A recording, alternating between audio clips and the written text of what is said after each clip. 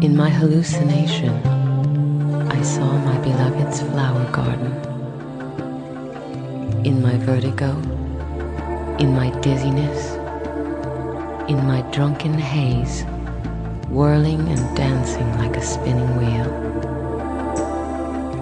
I saw myself as the source of existence. I was there in the beginning, and I was the spirit of love. Now I am sober. There is only the hangover and the memory of love, and only the sorrow. I yearn for happiness. I ask for help. I want mercy. And my love says, look at me and hear me, because I am here just for that.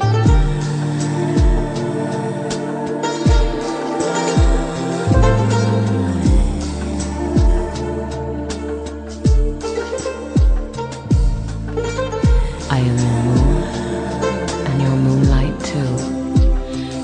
I am your flower garden, and your water too. I have come all this way, eager for you, without shoes or shawl. I want you to laugh, to kill all your worries, to love you, to nourish you. Oh, sweet bitterness, I will soothe you and heal you. I will bring you roses. I too have been covered with thorns.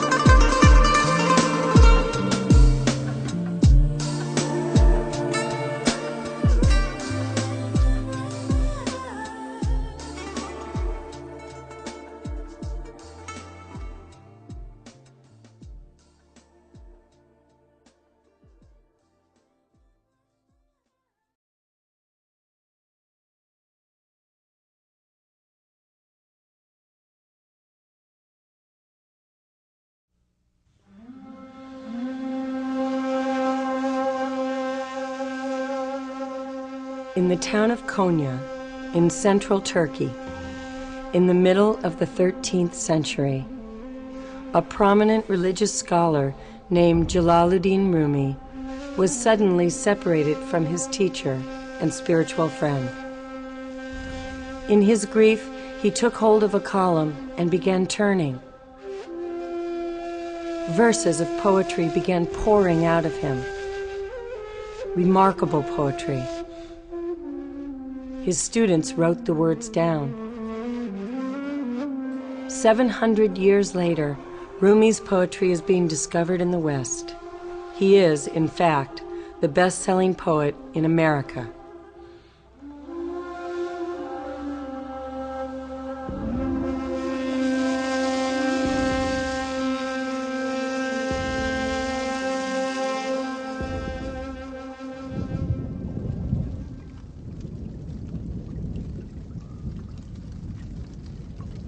Come to the orchard in spring.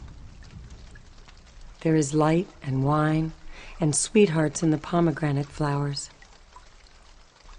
If you do not come, these do not matter.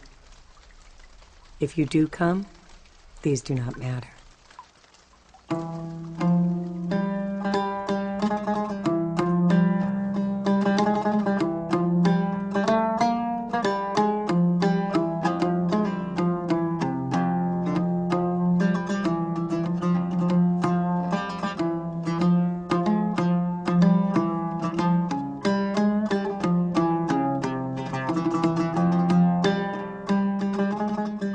Rumi was born September 30th, 1207, near Balkh, Afghanistan, which was then part of the Persian Empire.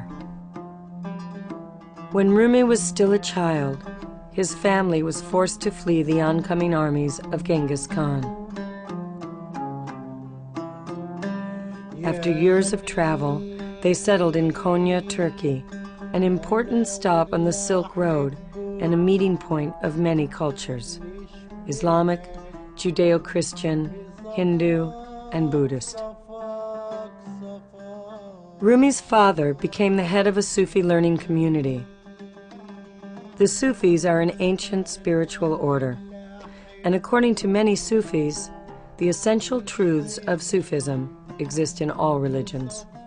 The Sufis are a remarkable band in the history of religion. The Sufis we can connect with because they're talking about these wonderful, sublime truths which have a way of piercing directly into the human heart wherever it is. The Sufis used to walk, down several roads, visiting with the Christians, visiting with Islam, visiting in all of the great religions, really. I mean, that's part of the nature of this kind of fluid imagination. It crosses boundaries. It penetrates, and it even slips by, and it works by way of humor. It works by way of stunning imagery. It works in many different ways, as if to keep bringing people to some deep human well.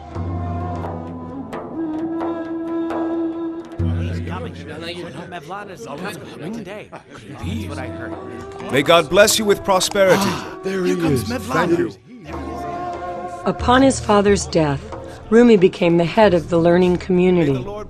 His life seems to have been a fairly normal one for a religious scholar, teaching, meditating, helping the poor, until the late fall of 1244, when he met a stranger, a wandering dervish, Shams of Tabriz. May the Lord bless you with all his goodness.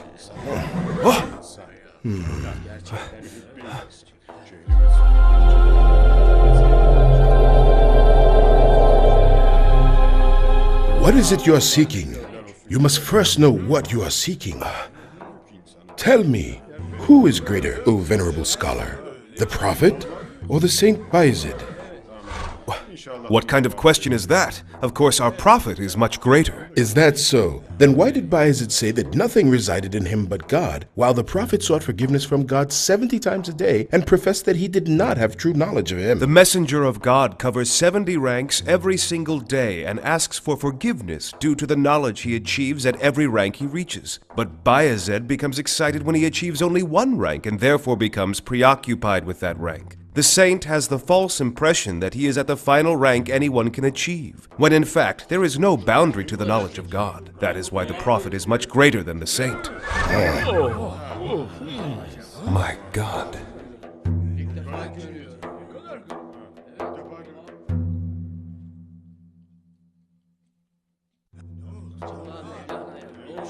What is it you are seeking? You must first know what you are seeking. What's wrong with him? Oh, look at him come. Hey, trouble looks upset.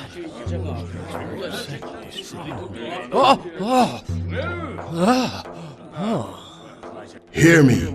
A man is worthless when he does not ask questions. Why on earth does an unloving heart exist? Even insects will refuse to eat the man who died with no love. The universe was not created from rocks and dirt, but from love. Humans were not created from flesh and blood, but from love. Who owns all these words? Who?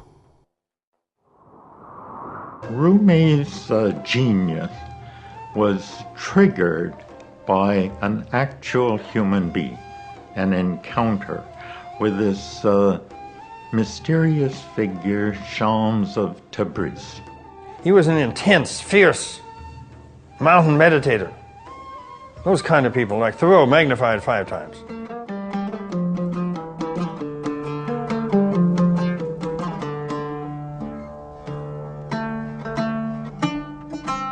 When you feel your lips becoming infinite and sweet,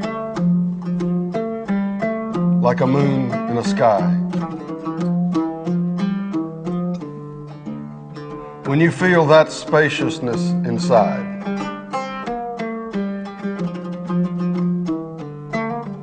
Shams of Tabriz will be there too.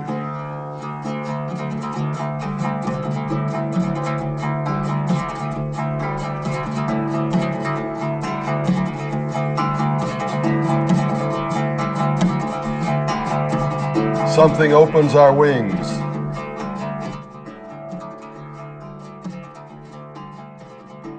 Something makes boredom and hurt disappear.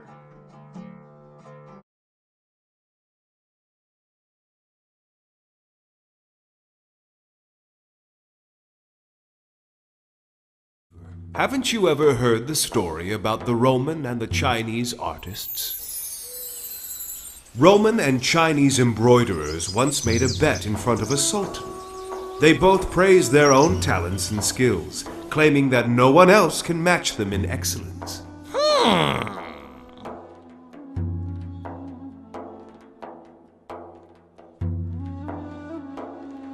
Go on, tell me of your skill. Your Excellence, we greet you with the highest regards. The dexterity of our fingers is sufficient to make the best embroidery. The entire world recognizes us as the unparalleled masters. Now it's your turn. Your Excellence, our dexterity is so great that we are able to turn stone into a masterpiece and a piece of marble into a flower. Then you will both begin drawing on two walls facing one another. We will see who's telling the truth. Yes, Your Highness.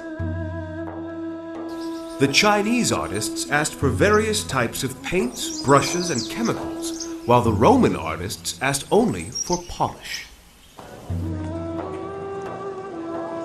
You requested some paints and brushes? Well, here they are.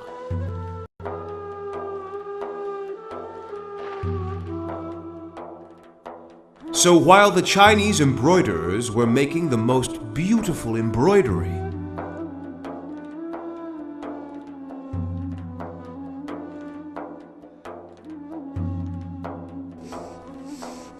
the Roman ones were polishing and shining the walls.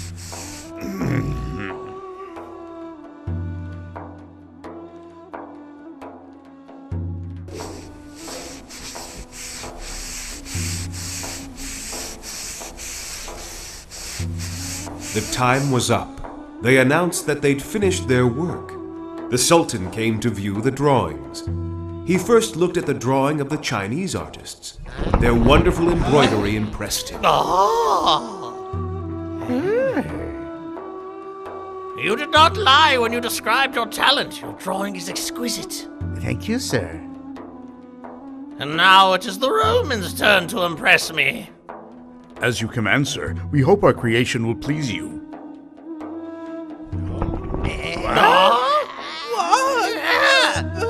This is fabulous! Your creation is an extraordinary and magnificent work. Yes. The Roman artists in this story represent those who purified their hearts from evil feelings and thoughts. A purified heart always shines. A friend is a mirror for the friend.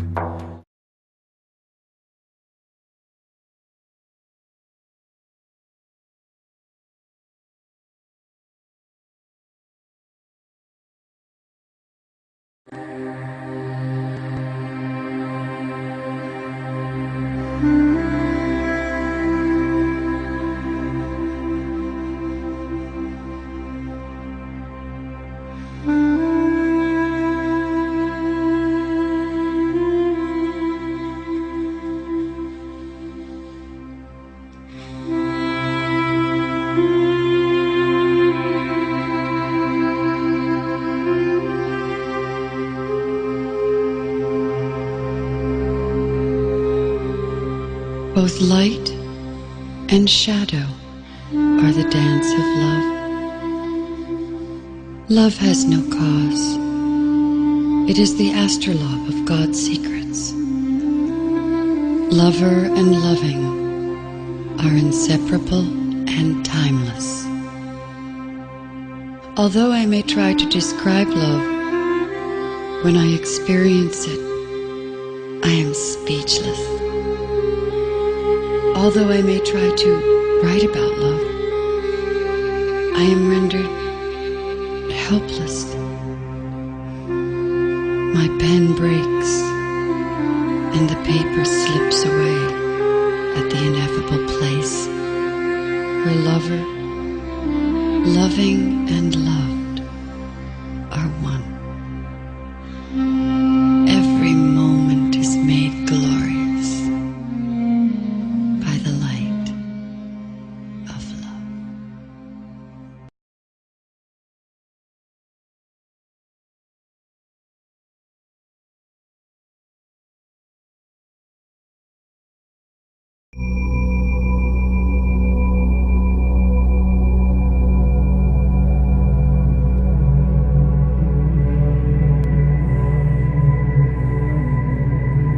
The lamps are different, but the light is the same.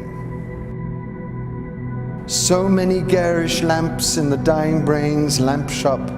Forget about them. Concentrate on the essence. Concentrate on the light.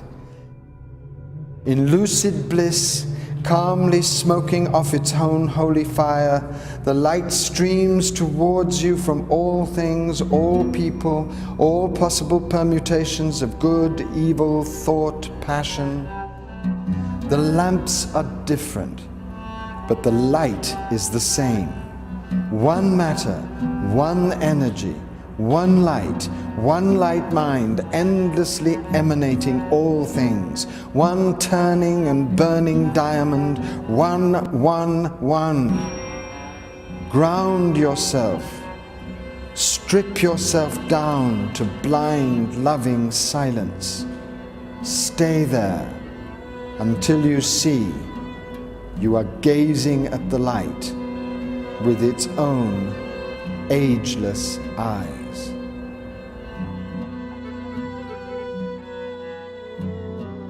What that means is that at the end of many, many ordeals and strippings and burnings and searings, what happens to the one who loves enough is that they come to a moment in which duality ends and the truth of the non-dual relationship with the one becomes self-evident, and the lover is staring at the beloved with the beloved's own eyes. And the great mystery of divine human identity is then made plain.